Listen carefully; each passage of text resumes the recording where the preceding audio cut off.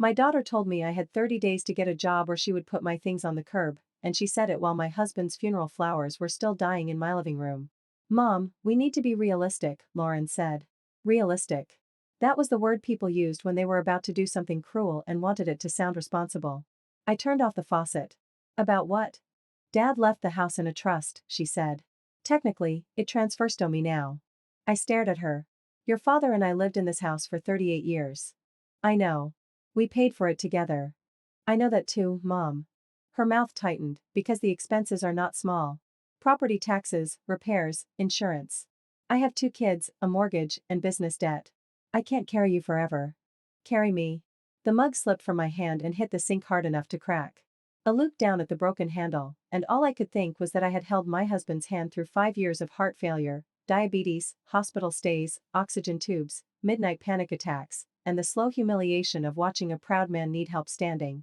I had washed him, fed him, argued with insurance companies, changed sheets at 3 in the morning, and smiled whenever Lauren visited so she would not feel guilty for leaving after 20 minutes. And now I was something to carry. I have my social security, I said. It's not much, but I can contribute. Lauren gave a dry laugh. Mom, that barely covers groceries. You need real income. I am 68. You used to be a nurse. That was more than 40 years ago. You still know how to care for people. I looked at the folder. What is that? She slid it toward me. A live-in companion position. Private home. Excellent pay. Room included. The words blurred as I read them.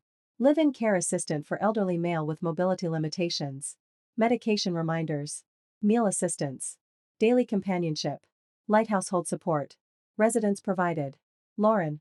I whispered, your father has been gone 3 weeks. Her eyes flickered, but only for a second. And life didn't stop because he died. Something inside me cracked worse than the mug. She folded her arms. If you take the job, you'll have a place toasty, a paycheck, and some independence. If you don't, I need you out by the end of the month. I looked past her into the living room. A framed photo of my husband, Frank, smiled from the mantel. In the picture, he was younger, broad-shouldered, holding a fishing rod and laughing at something I had said. I waited for some part of him to rise from the walls and tell our daughter to stop. But houses do not defend widows. They only remember them. You would throw me out? Lauren's face hardened. Don't make me the villain because I'm the only one thinking clearly. You are my daughter. And you are my mother. Which means you should want to make this easier on me. That was when I understood. She had not come to ask. She had come to remove me. I picked up the cracked mug handle from the sink. A sharp edge sliced my thumb, but I did not flinch. There are pains that make blood seem almost polite. A woman in her 50s opened the door before I rang the bell. You must be Mrs. Whitaker, she said. Yes. I'm Patricia Hale, house manager. Mr. Montgomery is expecting you. The name on the job posting had been Arthur Montgomery. Real estate developer. Hospital board donor. Hotel owner. One of those rich men whose name appeared on buildings and plaques, never grocery receipts. Mr. Montgomery suffered a spinal injury 5 years ago, Patricia said as worked. He uses a wheelchair. He is independent in many ways, but he requires assistance with routines. He can be difficult. How difficult? He has fired 19 caregivers in 2 years. I stopped walking. Patricia looked back. He does not tolerate pity. Or incompetence. Or people touching his things. That covers most human behavior. For the first time, she almost smiled. You may do better than the others. She opened a set off double doors. The library was the most beautiful room I had ever seen. Dark wood shelves climbed to the ceiling. A fire burned low in a stone fireplace even though it was spring. Sunlight fell through tall windows onto a Persian rug, and beside the window sat Aman in a wheelchair, straight-backed and silver-haired, wearing a navy sweater over a white shirt. When he turned his head, the room vanished. His eyes were blue. Not just blue. A particular blue. Stormy, sharp, impossible to forget. For a moment, I was 20 again, standing under string lights at a county fair, laughing with cotton candy on my fingers while a boy with those same blue eyes told me he would build me a house with a porch big enough for 6 rocking chairs. The man in the wheelchair stared at me too long. Mrs. Whitaker, he said. His voice was deeper now, rougher with age, but something in it struck the same hidden place in my chest. Yes, sir. Sit down. I sat in the chair across from him and folded my hands in my lap to hide their trembling. Patricia remained near the door. He studied me. You were a nurse. A long time ago. Why do you want this job? Because my daughter is ashamed of needing me but angry that I need her. Because I buried my husband and lost my home in the same month. Because I am too old to be wanted and too alive to disappear. Instead, I lifted my chin. Because I know what it means to care for someone without taking away their dignity. His expression changed. Not much. Just enough. Do we know each other? He asked. My throat closed. No, I lied. I don't think so. Patricia cleared her throat. Mr. Montgomery? He looked away first. Show Mrs. Whitaker to the guest quarters. She can start tomorrow morning. That night, in the small but elegant room assigned to me, I opened the suitcase Lauren had packed for me in a hurry.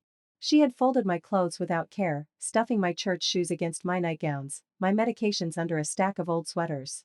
At the bottom, wrapped in a towel, was a shoebox I had not touched in years. I sat on the bed and lifted the lid.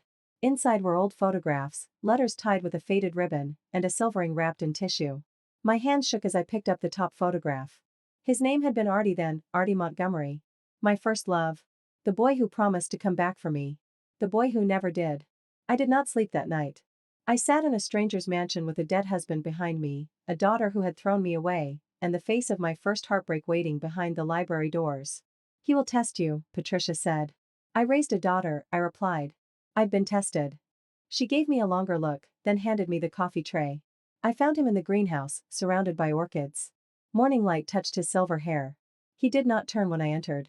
You didn't sleep, he said. Neither did you. You walk quietly. You listen too hard. That made him turn. For a second, I saw the young man beneath the age, the boy who used to grin when I challenged him. I set the tray beside him. He looked at my hands. You cut your thumb. It's nothing. It wasn't nothing when you were 20. You used to faint at sight of blood. The room went silent. My breath left me. He closed his eyes briefly, as if he regretted speaking too soon.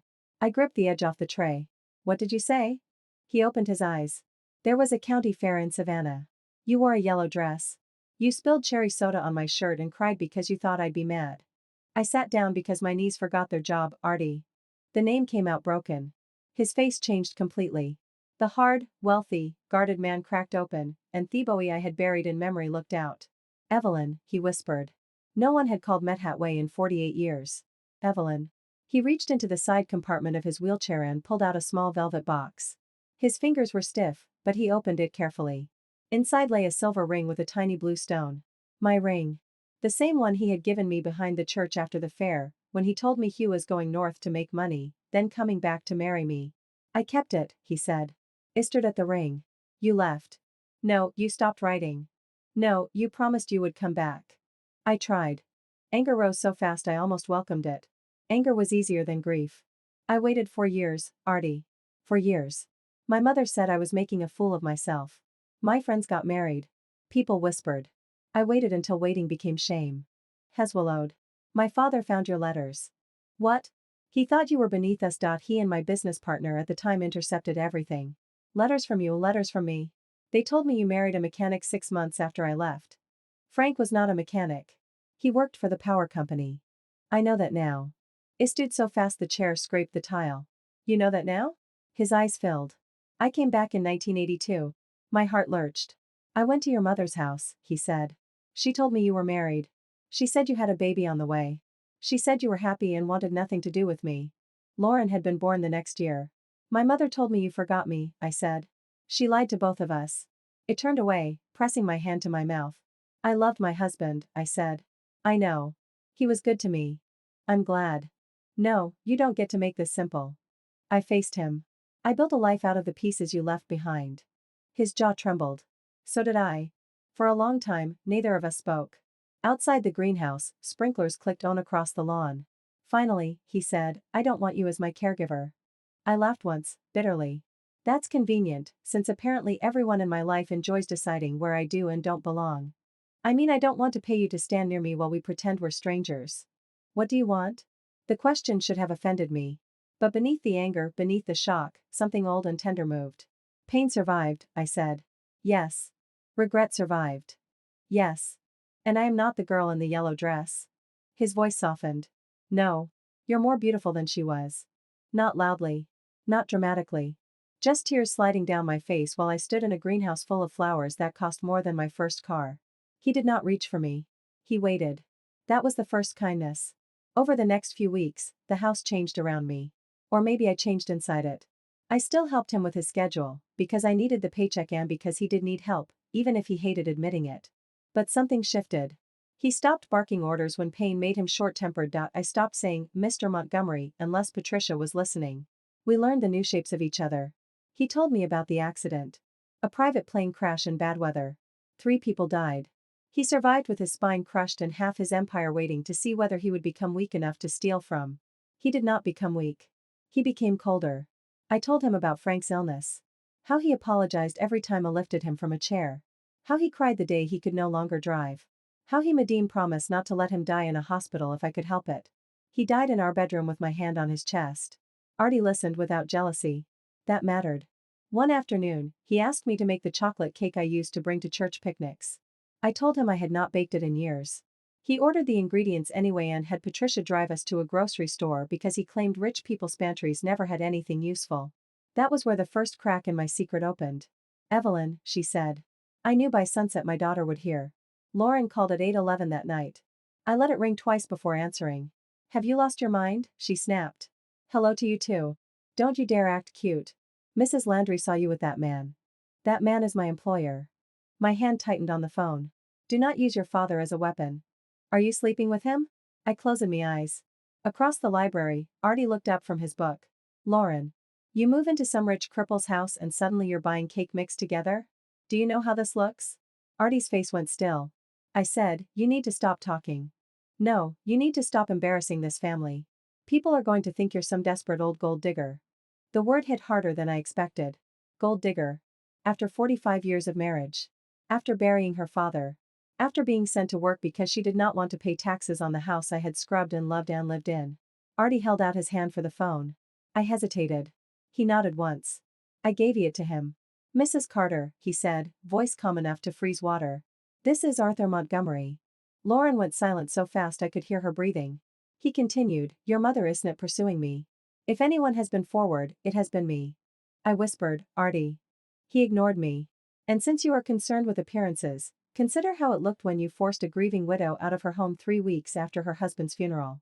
Lauren's voice changed immediately. Mr. Montgomery, I think there's been a misunderstanding. No. A misunderstanding is when someone takes the wrong umbrella. What you did was abandonment dressed as financial planning. I should have been embarrassed. Instead, something warm moved through me. Not because a rich man was defending me. Because someone finally said the word. Abandonment. Lauren arrived at the mansion the next afternoon. She wore a cream blouse and pearls, the outfit she used when she wanted people Thomas take control for class. Her husband, Brandon, waited in the driveway in their black SUV, engine running. He did not come inside. Brandon never entered a conflict unless there was money on the table. Patricia showed Lauren into the study. I was there with Artie, though every part of me wanted to disappear. Lauren smiled at him as if she had not called him a cripple the night before. Mr. Montgomery, thank you for seeing me. I'm just worried about my mother. Artie sat behind his desk. Are you? She's vulnerable. She just lost her husband. She's not thinking clearly. I am sitting right here, I said. Lauren barely looked at me, Mom, please. She turned back to Artie. She can be stubborn. She doesn't always understand legal or financial matters. I think it would be best if she came home, where family can help her make good decisions. I laughed before I could stop myself. Lauren's eyes flashed. This isn't funny. No, I said. It's just new. I didn't realize the curb was considered home now. Her cheeks colored. Artie opened a folder on his desk. Mrs. Carter, I had my attorney review the property trust your father set up. Lauren froze. I looked at him. You did what? He did not take his eyes off her. Frank Whitaker left your mother a lifetime occupancy clause. She had legal right to remain in that house until her death or voluntary relocation. My body went cold. Lauren's face drained of color. I stood slowly. What is he talking about? She swallowed. Mom, what is he talking about, Lauren? Artie slid a copy of the document toward me. His voice was quiet. Your husband protected you. Your daughter chose not to tell you. For a moment, I could not read the words. They moved on that page. But then they settled. Lifetime right of occupancy. My Frank had known. He had known I might need protection. He had given it to me. And Lauren had hidden it. I looked at my daughter, and the girl I remembered vanished behind the woman standing in front of me. You lied, I said. I didn't lie. You let me believe I had no home. Her mouth twisted. I was under pressure. You let me pack my clothes while your father's obituary was still on the dining table. I had bills. You called me a burden. The room went dead silent.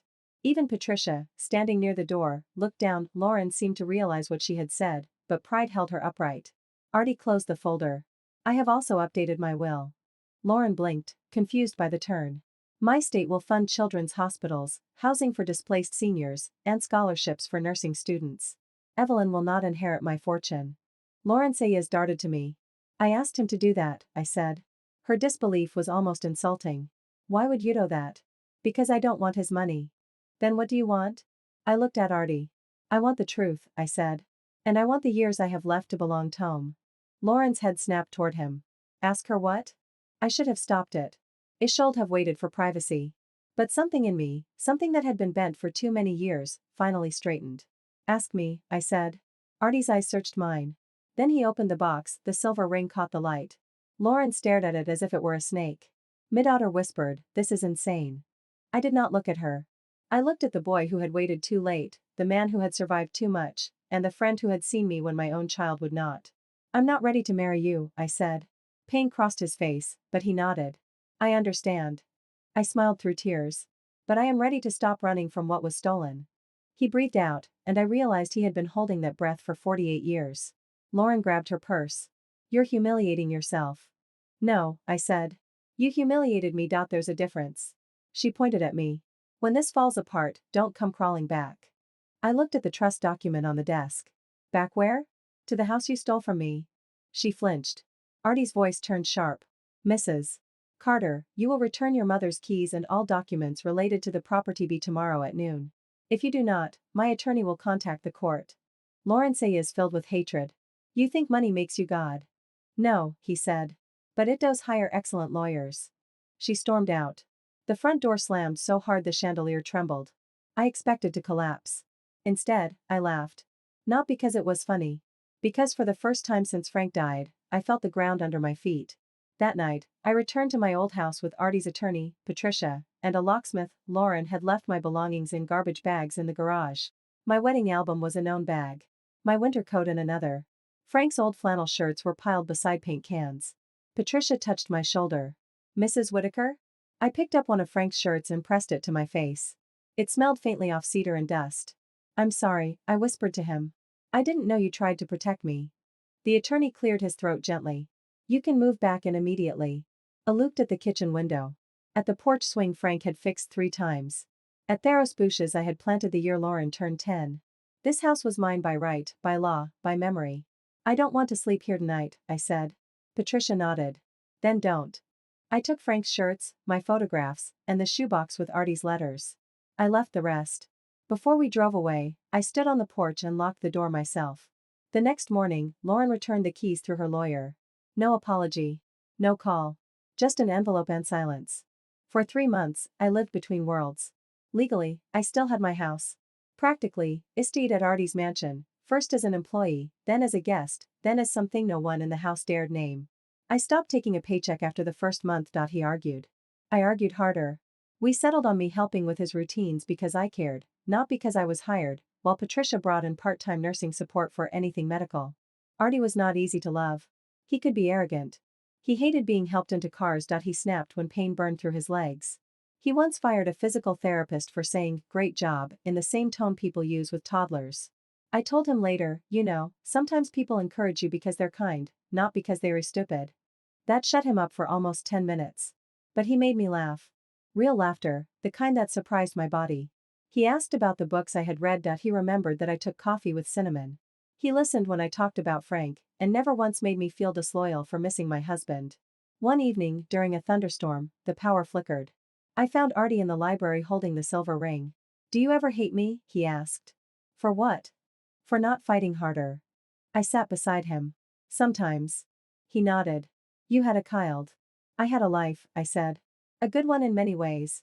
But I also had a locked room inside myself, and you were in it. He looked at the ring.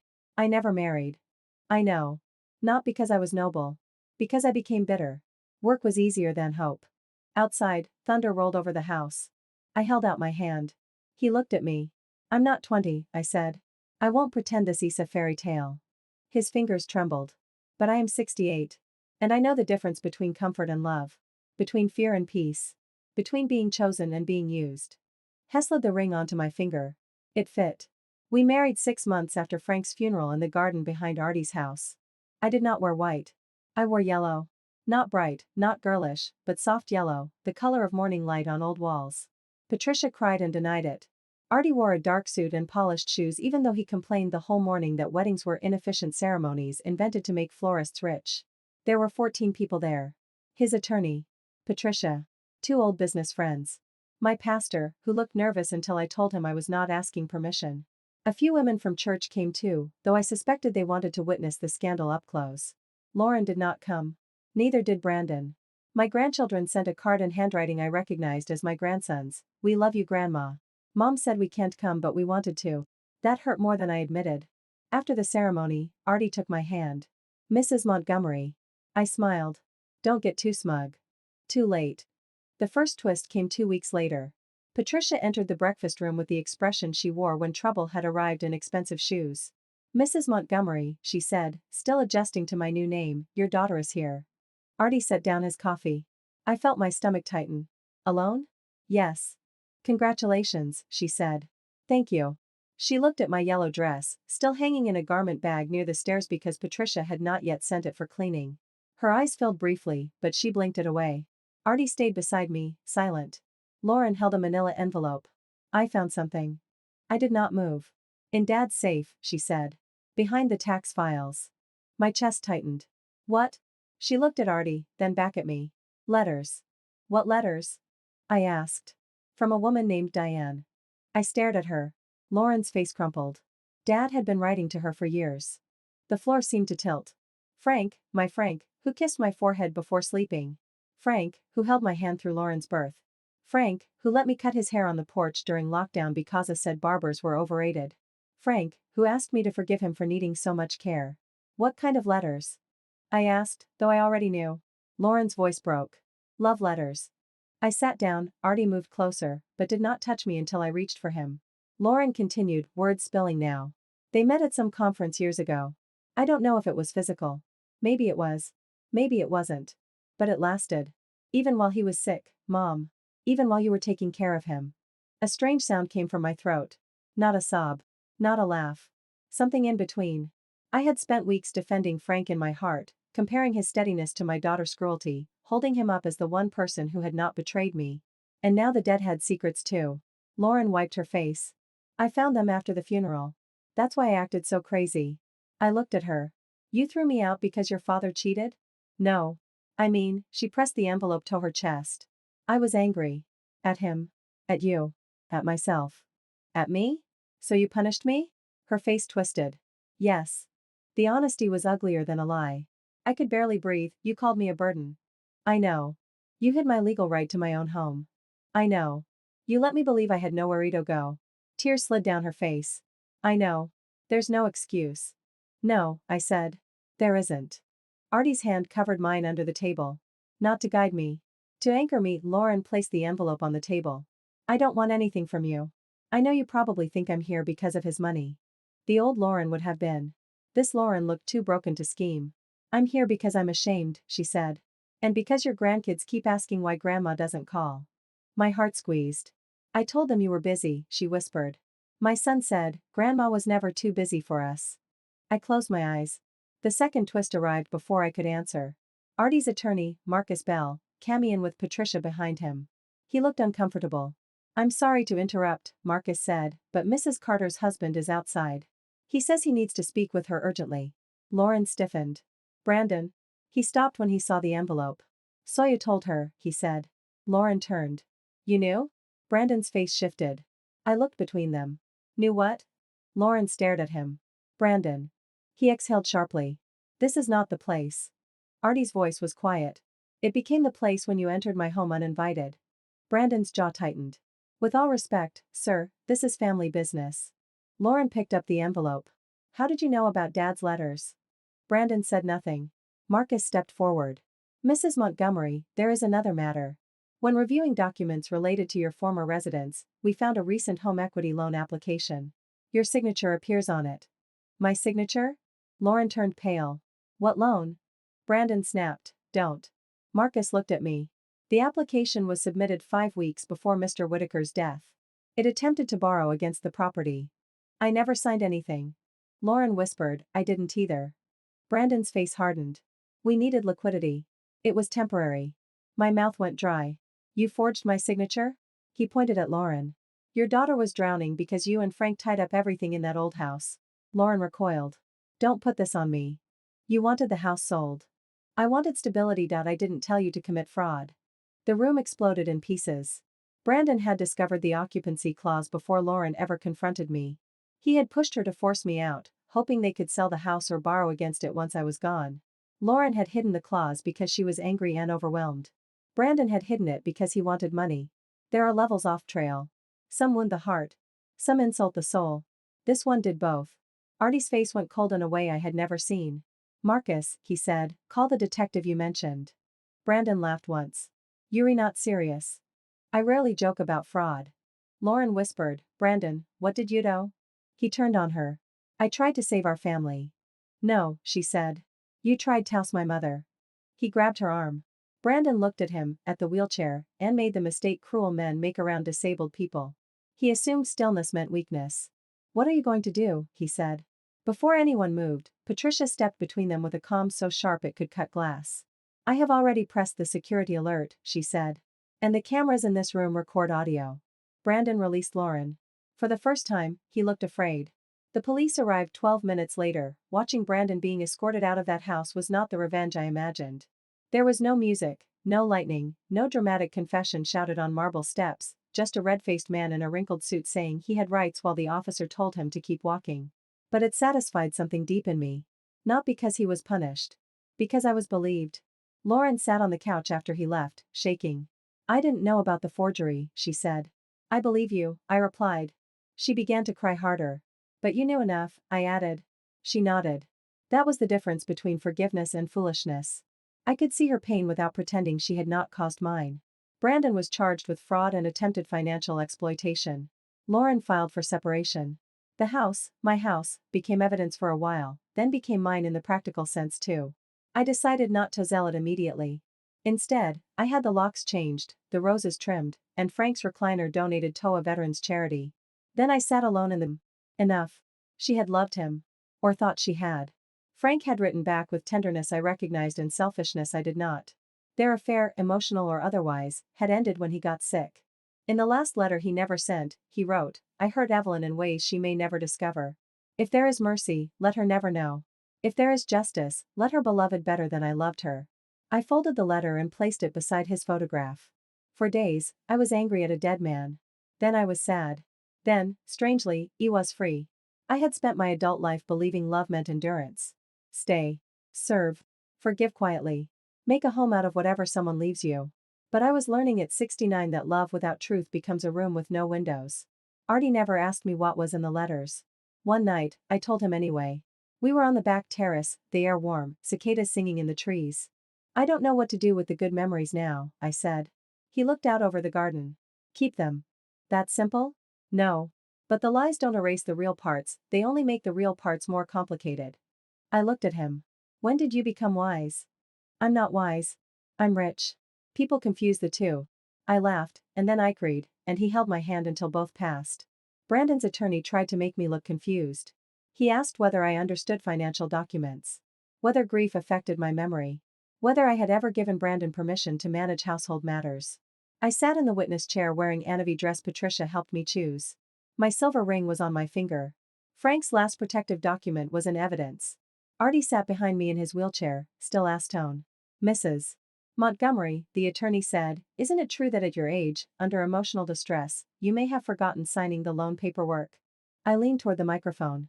No, he smiled as if I were a child. No? No, I did not forget. And I would appreciate it if you stopped mistaking age for stupidity. Someone in the back coughed to hide a laugh. The attorney's smile thinned. You were dependent on your daughter at the time. I was grieving. That is not the same as dependent. You had no employment. I had 45 years of unpaid labor behind me. He blinked. I continued, I cared for my husband until his last breath. I maintained a home. I raised a child. I managed medications, bills, meals, insurance calls, and emergencies. If that does not count as work in this courtroom, then maybe the law needs better glasses. This time, no one hid the reaction. Brandon would not look at me. Lauren sat on the opposite side of the room, pale but present. When her turn came, she testified against him. Her voice shook, but she told the truth. She admitted hiding the occupancy clause. She admitted pressuring me. She admitted her shame. That was her first real apology in public. Brandon accepted a plea deal later: restitution, probation, community service, financial restrictions. It was not dramatic enough for television, but real life rarely is. He lost his license to operate as a financial consultant. Lauren lost her marriage. I lost the last illusion that family blood protects you from betrayal. But I gained something stronger: boundaries. After the hearing, Lauren found me outside the courthouse. "Mom," she said. Artie waited a few feet away with Marcus. Lauren looked smaller in the sunlight. "I know saying sorry doesn't fix it." "No, it doesn't. I started therapy." "I'm glad. The kids miss you." "I miss them too." She swallowed. "Can we come see you Sunday, just me and them?" "Not at your house if that's too much." "A park maybe." I looked at my daughter. I remembered her at 6, climbing into my lap during thunderstorms. I remembered her at 17, slamming doors. I remembered her at 32, handing me my first grandchild with terrified eyes. And I remembered her in my kitchen, calling me a burden. All of those Laurens were real. "I forgive you," I said. She covered her mouth. "But I will not go back to being the mother you can use when you need comfort and discard when I become inconvenient." She nodded quickly. "I understand. You will respect my marriage." "Yes. You will tell your children the truth in an age-appropriate way. Not that grandma was busy. Not that grandma chose a man over them." Tears filled her eyes. "I will. And if you ever hide legal papers from me again, I will let Patricia handle you." Behind me, Patricia said, "Gladly." Lauren laughed through tears. It was small, but it was a beginning. Sunday, my grandchildren came to Artie's house. My granddaughter ran into my arms so hard I almost lost my balance. My grandson stood back at first, trying to look brave, then cried when I hugged him. Artie gave them a tour of the garden in his motorized wheelchair, and within 20 minutes they had named him Grandpa Rocket. "Do you have turbo mode?" my grandson asked. "No," Artie said. "Patricia removed it because she fears greatness." Patricia called from the patio, "Because you crashed into a hydrangea." It was poorly placed. The children laughed. Lauren watched from the steps, wiping her eyes. Healing did not come all at once. It came in supervised visits, difficult conversations, quiet apologies, and moments when nobody mentioned the past because the present was tender enough. A year later, Artie and I opened the Whitaker Montgomery house. I insisted Frank's name be included. Artie raised an eyebrow when I told him. "After everything?" "Frank protected me in the will," I said. "He failed in other ways. People are not only the worst thing they did." The foundation provided temporary housing and legal support for older widows and widowers pushed out of homes by relatives, paperwork, or plain cruelty. We partnered with legal aid groups, churches, social workers, and shelters. Patricia became director because she cold terrified contractors and comfort crying women with equal skill. On opening day, a 72-year-old woman arrived with 2 grocery bags, a cane, and eyes swollen from crying. "My son said his new wife needs space," she whispered. "I don't they've anywhere." I took her hands. "Then you came to the right place." Artie watched from beside the front desk, his blue eyes shining. That night, after everyone left, he and I sat in the garden under strings of warm lights. My yellow wedding dress had been altered into a scarf, and I wore it around misholders because the evening air had turned cool. "Do you ever wonder what would have happened if the letters had reached us?" he asked. "Of course." And? I looked at the house glowing behind us. At Patricia locking the office. At the rooms ready for women who had been told they were burdens. At my phone, where Lauren had texted a picture of my grandchildren holding a sign that said "Love you Grandma." "I think wondering is a room you can visit," I said, "but you can't live there." He took my hand. "I waited 48 years, he said. "No," I corrected gently. "We lived 48 years. Waiting was only part of it." He smiled, still arguing with me. Still needing it. "I am 69 now. I am a widow and a wife. A mother and a grandmother. A woman who was thrown away and then discovered she was not disposable. I walk slower than I used to. My hands ache when it rains. Some mornings grief still sits at the edge of Thebede, wearing Frank's old robe. Some afternoons, memory brings me a yellow dress and a boy at a county fair. I let them visit. Then I get up. Lauren and I are not what we were. Maybe we never will be. But last month, she sat at my kitchen table and said, "I was cruel because I was hurting, but that didn't give me the right to hurt you." That sentence did not erase the past. It opened a door. Artie still wants his coffee at 7:05. He still complains about cheerful people. He still keeps the silver ring box in his desk, though the ring is on my finger now. Sometimes he looks at me across a room as if he cannot believe I am real, and I know that look because I feel it too. Mid-Otter told me to get a job or find a curb. So I got a job. I walked through a rich man's gate with one suitcase, a broken heart, and no idea that the life I thought had ended was waiting on the other side. Behind that door was the boy who never stopped loving me. Behind that pain was the truth my husband tried to leave me. Behind my daughter's cruelty was a wound she had to face. And behind the word burden, I found a mission. Now, when women come to our foundation with shaking hands and plastic bags, I tell them what no one told me that day in my kitchen. You are not too old to begin again. And every time I say it, I believe it a little more.